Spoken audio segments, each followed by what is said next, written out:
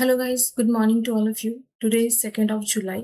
Now we have to discuss the current affair MCQ. Current affair MCQ में क्या कुछ important है हमें देखना है एग्जाम पॉइंट ऑफ व्यू से, और साथ ही साथ आपको करना क्या है, do share, like and comment, and please subscribe the channel. That is the current affair with Pooja Singh. Now we have to start. तो देख लेते पहला क्वेश्चन क्या है हमारे सामने, लेकिन उससे पहले हम थोड़ी बात कर लेते हैं डेट वाइज, है ना। देखो ये आज 2 जुलाई है, तो कुछ क्या इंपॉर्टेंट है एग्जाम पॉइंट ऑफ व्यू से, सीडीएस हो, बीपीएससी हो, एसएससी हो, रेलवे हो, इवन कभी कभी यूपीएससी के ऑप्शंस में भी ये रहता है। तो ये हमें देखना होगा। देखो 1 जुलाई को जो है नेशनल डॉक्टर डे सेलिब्रेट किया गया। आपको पता है डॉक्टर विधान चंद्र रॉय जो थे, उनके जन्म के उपलक्ष्य में ये मनाया जाता है।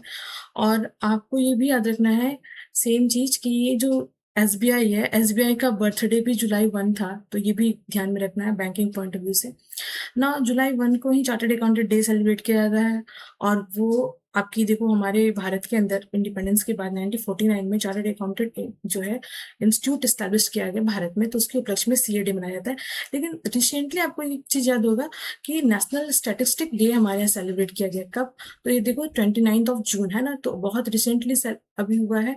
ये ध्यान में रखना है। पीसी महालनोबिस है ना, तो पीसी महालनोबिस जो है, इनके बर्थ एनिवर्सरी यानी 29 जून की को ही जो है स्टैटिस्टिक डे मनाया जाता है। याद रखना है आपको।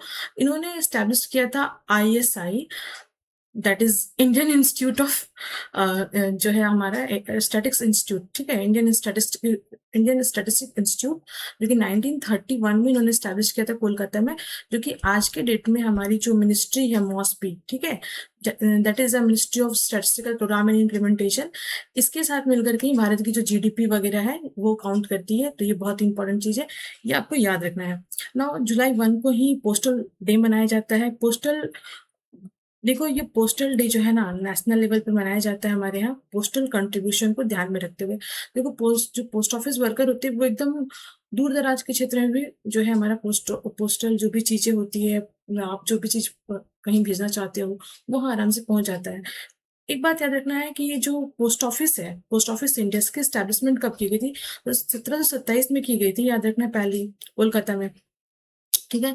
लेकिन बाद में अगर हम देखें तो 1854 से ये पूरे इंडिया में 1 अक्टूबर, ठीक है, तो 1854 में ये पूरे पैन इंडिया में वर्क कर रही है।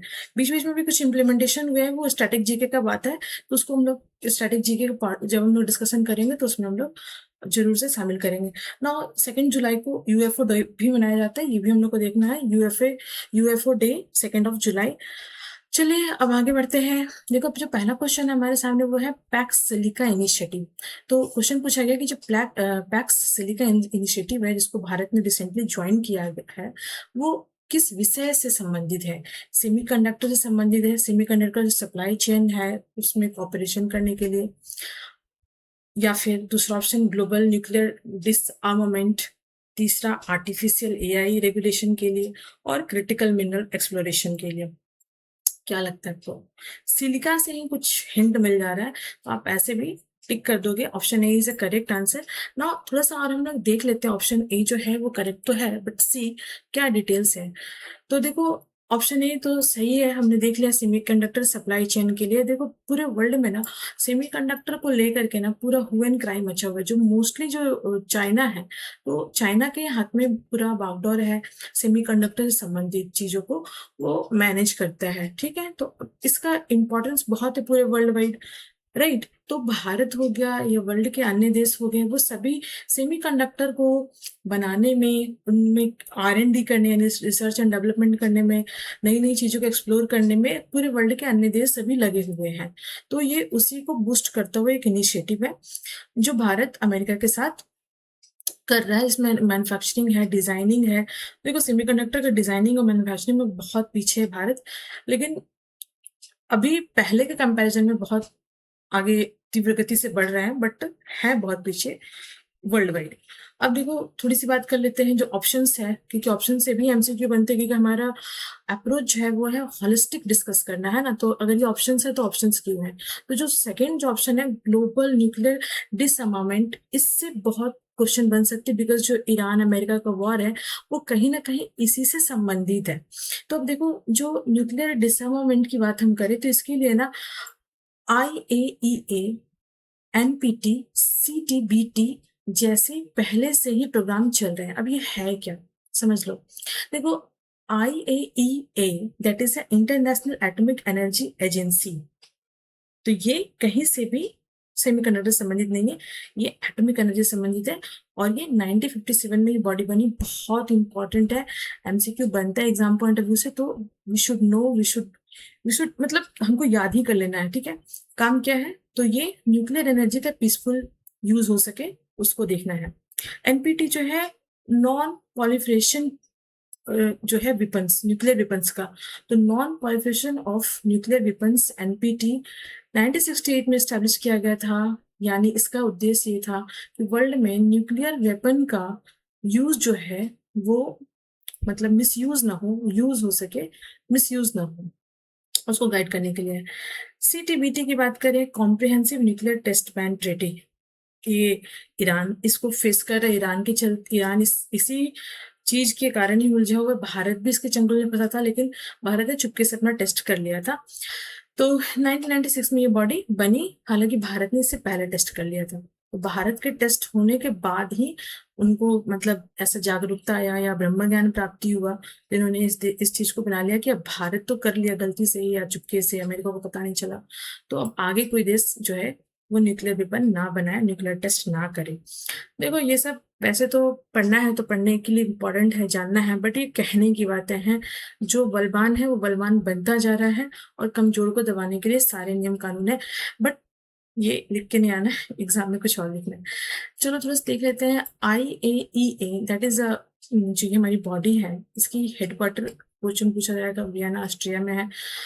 एज सच तो देखो, इनके जो जनरल्स हैं उनको याद करने की आवश्यकता नहीं है, but for in case change भी होते रहते हैं, तो फॉर द टाइम बिंग आपको देख लेना है। 180 देश मेंबर हैं, भारत भी इसका मेंबर है। एक चीज इंपॉर्टेंट है कि जो ये एटॉमिक एनर्जी के लिए जो बॉडी है IAEA, ये यूएन का पार्ट नहीं है, लेकिन ये अपने रिपोर्ट सबमिट करता है जनरल असेंबली को भी और सिक्योरिटी काउंसिल को भी, ये ध्यान में रखना है। एनपीटी जो है ये आपकी यूएसए में इसका हेडक्वार्टर है, यूके में भी है और रशिया में भी है। देखो, ऐसे तो भारत इसका सिग्नेटरी नहीं है, ये ध्यान में रखना है आपको। सीटीबीटी की बात करें तो ये इसका भी वियना ऑस्ट्रिया में है, और भारत इसको भी साइन नहीं किया है, ठीक है। तो ऐसे अगर मेमोरी के लिए आपको याद रखना है कि तो IAEA एटॉमिक एनर्जी के लिए, एनपीटी तो वेपन्स नहीं बना सके कोई इसके लिए, और सीबीटी जो है वो टेस्ट ना कर सके न्यूक्लियर वेपन का कोई इसके लिए। अब जो थर्ड ऑप्शन हमारा था ना वहाँ पे आर्टिफिशियल इंटेलिजेंस का, तो देखो आर्टिफिशियल इंटेलिजेंस के लिए ना GPAI याद रखना है आपको, ग्लोबल पार्टनरशिप ऑन AI, ये बहुत ज्यादा इंपॉर्टेंट है, और ये भारत में इसका सबमिट भी हुआ था, AI सबमिट हुआ था। G7 और G20 कंट्रीज के बीच में ये बहुत इंपॉर्टेंट मुद्दा है, तो इसका संबंध कहीं से भी सेमीकंडक्टर से नहीं था, जो कि क्वेश्चन से रिलेटेड है हमारा, क्योंकि हम क्वेश्चन के ऑप्शन को डिस्कस कर रहे हैं। क्रिटिकल मिनरल्स की बात करते हो, देखो क्रिटिकल मिनरल्स के लिए भारत के अंदर पहले से सेमीकंडक्टर मिशन 2021 में ही चल रहा है, और जो नोडल एजेंसी है जो इसको चला रही है वो ministry of electronics and IT है। अगर हम क्रिटिकल मिनरल्स की बात करें तो वो इसको जो है मतलब फाइंड आउट करने के लिए मिनरल सिक्योरिटी पार्टनरशिप्स भारत अन्य अन्य देशों के साथ ये इनिशिएटिव चला रहा है। दूसरा क्वेश्चन हमारा देख लेते हैं, जो नेक्स्ट क्वेश्चन है वो एंटी डंपिंग ड्यूटी। सबसे पहले तो ये वर्ड ही हमें जानना है कि एंटी डंपिंग होता क्या है, और रिसेंटली न्यूज में है तो ये किसी संबंधित है। तो देखो, ये इंक्रीज करता है एक्सपोर्ट को, इसके लिए है, या ये प्रोटेक्ट करता है domestic industry from unfair cheap imports को, या कंट्रोल करता है इन्फ्लेशन को, या प्रमोट करता है फ्री ट्रेड को। मतलब समझो, सोच समझ सकते क्वेश्चन बोला जा रहा है कि एंटी डंपिंग, तो डंप करने से समझ में आ रहा है, कोई इसको कहीं पे जैसे कचरा ना तो डंप कर दो, तो उसी तरह से देखो, फॉर एग्जाम्पल जैसे चाइना है, तो चाइना बहुत सारे प्रोडक्ट बनाता है, और दुनिया के अन्य देश में भी वो मान लो सेम टाइप का एक पेन है जो कि चाइना बना रहा है, और सेम पेन जो है वो दूसरे देश में बन रहा है, सपोज कर लो ये इंडिया ही है। तो अब चाइना ना बहुत ज्यादा बल्क में बना रहा है, और उसको बनाना बहुत सस्ता पड़ रहा है, क्योंकि उसके यहाँ मैन्युफैक्चरिंग की बहुत सारी चीजें हैं, टेक्नोलॉजी है, उनके जेब भर के पैसा है यार उनके पास। तो अब बात करें भारत की, तो भारत में ये चीजें जो है मतलब बन रही है, पर इसका कॉस्ट हाई है थोड़ा सा, क्योंकि जो भारत में डोमेस्टिक इंडस्ट्रीज है इसको बना रही है तो अपना बेनिफिट रख करके और टैक्स पे करके ही वो मार्केट में उतर रही है, तो इसलिए कस्टमर को कॉस्ट हाई पड़ता है। अब ये क्या कर रही है, अपना सस्ता सामान, मैंने जो पेन का दाम यहाँ पे 10 रुपया है, उसी पेन का दाम यहाँ पे 5 रुपया है, और ये भारत में पहुंचा दे रहे व्यापारी, सब कुछ बेच बाज करके भी, प्रॉफिट कमा करके भी 7 रुपए में बेच दे रहा है। समझ गए? तो अब ये जो 10 रुपया इसका दाम हो रहा है, भारत के जो व्यापारी होंगे 10 से नीचे बेचेंगे, उनको लॉस होगा। बट जो चाइना से माल आ रहा है वो 7 रुपए में बेच के भी खुश होंगे, 8 में बेच के खुश होंगे। समझ गए? तो कहीं से भी कंपैरिजन नहीं हो पाएगा। तो इस कारण से जो भारत की इंडस्ट्रीज है वो बंद हो जाएगी। कस्टमर ये नहीं देखता है कि माल कहाँ से आ रहा है, कस्टमर ये देखता है कि फायदा किसमें हो रहा है, चीप कहाँ से मिले, सस्ता कहाँ से हो रहा है। तो इन दैट केस वो क्या करेगा, चाइना का सामान मिलेगा। तो यानी जो एंटी डंपिंग होती है उसको, मतलब ये जो सामान है डंप कर दिया तो उसको रोकने के लिए ड्यूटी लगाई जाती है गवर्नमेंट के द्वारा, ताकि वो जो सामान, सस्ता सामान आ रहा है उनके ऊपर टैक्स लगा दो, तो वो टैक्स लगा करके वो सामान का दाम जो है वो कॉस्ट जो है हाई हो जाएगा, तो कस्टमर को वो उसी इक्विवेलेंट प्राइस पे मिल पाएगा जिस प्राइस पे गवर्नमेंट, माने भारत के अंदर जो, उस देश के अंदर जो इंडस्ट्री है या जो डोमेस्टिक इंडस्ट्री है, उस रेट पे ही वो दोनों की माल माल जो है मार्केट में अवेलेबल होंगे। तो ये एक इजीली समझने के लिए हो गया, टैक्स लगाया जाता है। तो एंटी डंपिंग जो टैक्स टैक्स है या ड्यूटी है वो प्रोटेक्ट करती है डोमेस्टिक इंडस्ट्रीज को अनफेयरली चीप इंपोर्ट से, है ना, मतलब बाहर से सस्ता सामान मंगवाने से। तो सर डिटेल से समझ लेते हैं इसको। देखो, ऐसे तो इसको रेगुलेट करने के लिए डब्ल्यूटीओ ही काम करती है, एंटी डंपिंग रूल्स डब्ल्यूटीओ देखती है। और देखो, डब्ल्यूटीओ जो है वो डायरेक्टली इसको देखती है, और भारत के अंदर ये डील किया जाता है डीजीटीआर के द्वारा, that is the directorate general of trade remedies, है ना। भारत के अंदर इस ये बॉडी जो है वो डब्ल्यूटीओ के साथ वर्क करके एंटी डंपिंग को देखती है। तो हमने ऑप्शंस को देख लिया है, बट फिर भी चूंकि यहाँ पे ऑप्शंस में देखो मॉनेटरी पॉलिसी लिखा हुआ है, तो मॉनेटरी पॉलिसी यानी फ्री ट्रेड वगैरह, तो ये चीजें थोड़ी सी हमें समझ लेनी है कि यहाँ पे क्या बोला जा रहा है। कंट्रोल इन्फ्लेशन, तो सॉरी, यहाँ पे इन्फ्लेशन को कंट्रोल करने के लिए, तो इन्फ्लेशन को कंट्रोल करने के लिए ना मॉनेटरी पॉलिसी यानी कि मौद्रिक नीति वगैरह होती है, ये होती है ना। इम्पोर्ट को यहाँ पे लिखा हुआ है इंक्रीज एक्सपोर्ट, तो एक्सपोर्ट को बढ़ाने के लिए एक्सपोर्ट के लिए अलग से पॉलिसी बनाना पड़ता है, नॉट डंपिंग ड्यूटी से ही रिलेटेड है। फ्री ट्रेड को प्रमोट करने के लिए डिफरेंट डिफरेंट मैनर में डिफरेंट कंट्री का डिफरेंट टॉक करना पड़ता है। तो ये हमें थोड़ा सा देख लेना है ना, थोड़ा मतलब एक एनालिसिस कर लेना है, ओवरव्यू ले लेना है कि हम क्वेश्चन को सॉल्व कैसे करेंगे। अब यहाँ पे ग्रेटर निकोबार रिसेंटली न्यूज में था, क्यों न्यूज में था वो हमने डिस्कस किया था कल भी थोड़ा सा। और यहाँ देखो, मैं बता रही हूँ पहले से, ये जो चाइना है और बांग्लादेश है, इनका जो इस तरह का मतलब भारत को लेकर के जो अप्रोच है उसको काउंटर करने के लिए भारत का स्ट्रैटेजिकल मिशन है कि वो जो है ग्रेटर निकोबार आइलैंड को एक इंडस्ट्री हब बनाए। तो एक ध्यान में आपको रखना है, पहले तो क्वेश्चन जब पूछा गया है, ये पूछा गया कि ग्रेटर निकोबार आइलैंड जो है रिसेंटली न्यूज में था, ये कहाँ किससे बिलोंग करता है, लक्षद्वीप से, निकोबार आइलैंड से, मालदीव से और मिनिकोबार आइलैंड से। तो सिंपल सी बात है, option B is the correct answer. अब थोड़ा सा देख लेते हैं कि इसका जो लोकेशन है वो मलक्का स्ट्रेट के पास है, इंडो पैसिफिक रीजन्स में है, और ये भारत के अंदर ना केवल बल्कि वर्ल्ड वाइड अगर देखा जाए तो ये एक बीजियस रूट में से एक है ना। लक्षद्वीप का तो ये पार्ट नहीं है कि लक्षद्वीप अरेबियन सी में है और ये कोरल आइलैंड है। निकोबार आइलैंड का ही पार्ट है, जैसे हमने डिस्कस किया अभी। मालदीव तो देखो एक अलग देश ही है ना, वो एक अलग नेशन है इंडियन ओशन रीजन्स में। और मिनिकॉय जो है वो लक्षद्वीप का ही पार्ट है। इंदिरा पॉइंट आपको याद रखना है कि 2004 में जो सुनामी आया था उस टाइम पे इंदिरा पॉइंट जो है साउदर्न मोस्ट पॉइंट भारत का था, जो कि ग्रेटर निकोबार में ही है, और वो अब वो वाटर सबमर्ज हो गया, यानी पानी के अंदर हो गया, वो दिखता अब नहीं है। नेत्रा रिसेंटली न्यूज में था, नेत्रा है क्या, तो ये बोला जा रहा है कि इंडिजिनस AEWNC एयरक्राफ्ट है। अभी थोड़ा सा समझना होगा ये है क्या, क्योंकि बहुत लॉन्ग है तो इसलिए शॉर्ट किया है। शॉर्ट में ऐसे ही लिखते हैं, इसलिए भी एग्जाम में आएगा तो कंफ्यूज हो जाओगे। सैटेलाइट लॉन्च व्हीकल्स है, ब्लास्टिक मिसाइल्स है, क्वांटम कंप्यूटर है। तो थोड़ा सा देख लेते हैं आंसर क्या होगा। आंसर इसका 1 ही है।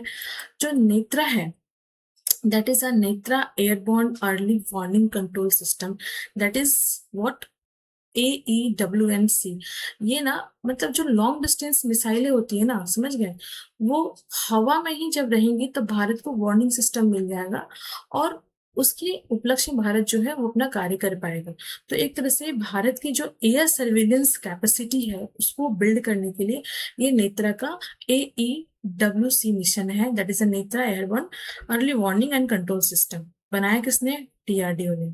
जैसे आयरन डोम आपने सुना है इजराइल युद्ध में, तो उसी तरह से ये हमारा है। PSLV GSLV यार व्हीकल्स हैं, तो ये लॉन्चिंग व्हीकल्स है, लॉन्चिंग पैड है। और जैसे हमने देखा था वहां पे मिसाइल्स की बात की जाती तो अग्निवीर, मतलब सॉरी, अग्नि या पृथ्वी जो होगी इस तरह की मिसाइल है। क्वांटम कंप्यूटर में जो ऑप्शंस में था वो बिल्कुल डिफरेंट टेक्नोलॉजी है, डिफरेंट एरिया में है। जैसे यहाँ पे देखा ना ब्लास्टिक मिसाइल, तो उसके लिए ब्लास्टिक मिसाइल का एग्जाम्पल है, मैंने बताया आपको क्या अभी जो देखा आपने, अग्नि और अर्थ। और इंटरकॉन्टिनेंटल ब्लास्टिक मिसाइल जो है वो ब्रह्मोस है। चलिए आगे देखते हैं। नेक्स्ट हमारा जो क्वेश्चन है, which international agreements aim to protect earth ozone layer.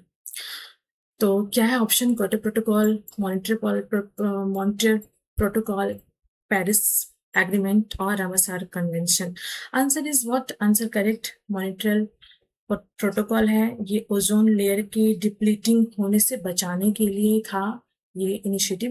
Kyoto protocol तो ऐसे ग्रीन हाउस इमिशंस को टारगेट करने के लिए था, पेरिस क्लाइमेट ग्लोबल वार्मिंग के लिए है, और वेटलैंड कंजर्वेशन के लिए रामसार साइट्स है। थोड़ा सा डिटेल से जानते हैं। देखो जो क्योटो प्रोटोकॉल है ना 1997 में स्टैब्लिश की गई थी, लेकिन इनफोर्स 2005 से हुई। ये UNFCCC के अंदर आता है और इसकी जो सेक्रेटरीट है वो आपकी जर्मनी में है, बॉन जर्मनी में, ठीक है। ग्रीन हाउस से संबंधित है। तो यहाँ पे देखो अब जो मॉनिटरी प्रोटोकॉल है 1987 में, ये UNEP का पार्ट है। UNEP का मतलब यूनाइटेड नेशन इन्वायरमेंट प्रोग्राम, ठीक है। UNEP और UNDP दो प्रोग्राम है UN के। और इसका जो सेक्रेटरीट है वो केनिया में है, नैरोबी। और ये क्या काम करता है? ओजोन लेयर के लिए। जैसे करेक्ट आंसर हमारा यही था क्वेश्चन का। पेरिस एग्रीमेंट 2015 में लॉन्च हुआ था, एनफोर्समेंट इसका 2016 में हुआ। ये भी UNFCCC का पार्ट है और ये भी, इसकी भी जो हेडक्वार्टर है वो कहाँ पे है? जर्मनी में है। और रामसार कन्वेंशन जो है वो वेटलैंड के लिए है। तो वेटलैंड क्या? वेटलैंड मतलब जैसे आप जो दलदल वाला एरिया होता है ना, तो दलदल वाले एरिया में जो जीव जंतु रहते हैं उनके कंजर्वेशन के लिए, बचाने के लिए रामसार कन्वेंशन 1971 में हुआ था। रामसार ईरान का एक शहर है ना, तो उसके नाम पे है। और इसका जो हेडक्वार्टर है वो आपका स्विट्जरलैंड में है। और एक चीज आप देखो यहाँ पे जो वर्ड है ना UNFCCC, that is United nation framework convention on climate change, ये आपको शॉर्ट में याद रखना है। चलो नेक्स्ट क्वेश्चन। रिसेंटली जो है वो GII यानी कि ग्लोबल इनोवेशन इंडेक्स रिलीज किया गया। किसके द्वारा रिलीज किया गया था? World bank, WIPO, IMF, WTO। आपको करना क्या है, कमेंट में ये बताना है कि वर्ल्ड बैंक की स्टैब्लिशमेंट कब हुई है, IMF कब बना, WTO कब बना, हेडक्वार्टर कहाँ है, राइट। वैसे इसका आंसर क्या है तो देख लो। इसका आंसर ऑप्शन बी है। Option B that is a WIPO, है ना, world intellectual property organisation, GII यानी कि ग्लोबल इनोवेशन इंडेक्स रिलीज करती है। अब ये करती क्या है, इंडेक्स में रहता है क्या? ये मेजर करता है कंट्रीज का इनोवेशन कैपेबिलिटी और उसका आउटकम कैसा है, यानी जो चीजें हैं उनको बनाने का, इनोवेट करने की जो कैपेसिटी है वर्ल्ड वाइड, है ना, उसको ये मेजर करती है इस इंडेक्स में। वर्ल्ड बैंक इसको नहीं बनाता है, ये फाइनेंशियल रिलेटेड चीजों को देखता है। ऐसे वर्ल्ड बैंक कौन कौन सा रिपोर्ट निकालता है ये हम लोग देख लेंगे, हम लोग डिस्कस करेंगे इसको स्टैटिस्टिक्स फैक्ट के साथ।